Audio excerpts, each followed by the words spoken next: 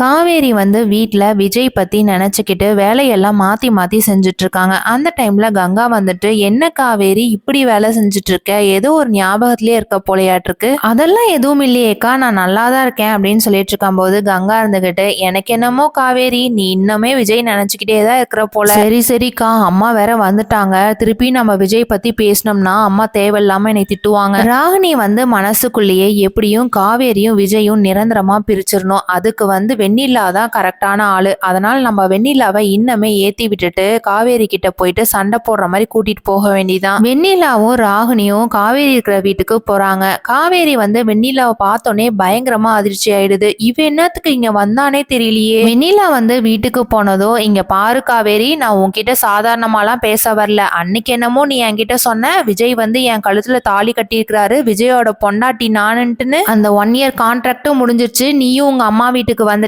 இனி விஜய நீ மறந்துரு, இனி அது என்னோட விஜய், விஜய் மனசுல எப்படி உன்னை மறக்க வச்சு நான் வந்து விஜயை எப்படி கல்யாணம் பண்ணிக்கிறேன்னு மட்டும் நீ வெயிட் பண்ணி பாரு அப்படின்னு சொன்ன உடனே காவேரிக்கு வந்து பயங்கரமா டென்ஷன் ஆயிட்டு, இங்க பாரு வெண்ணிலா, எங்க அம்மா சொன்னாங்கிறதுக்காக தான் எங்க அம்மாவை மதிச்சு நான் இங்க வந்தேன், ஆனா என்னோட மனசுல இன்னமும் விஜய் இருக்கிறாரு, விஜய் வந்து நான் இன்னும் அழிக்கவே இல்லை, அதை நீ புரிஞ்சுக்கிட்டு பேசு. காவேரி இப்படி சொன்னதுனால எல்லாத்துக்குமே பயங்கர அதிர்ச்சி ஆயிடுது. என்ன முடிவு பண்ண போறாங்கிறத வெயிட் பண்ணி பார்க்கலாம். தேங்க்யூ.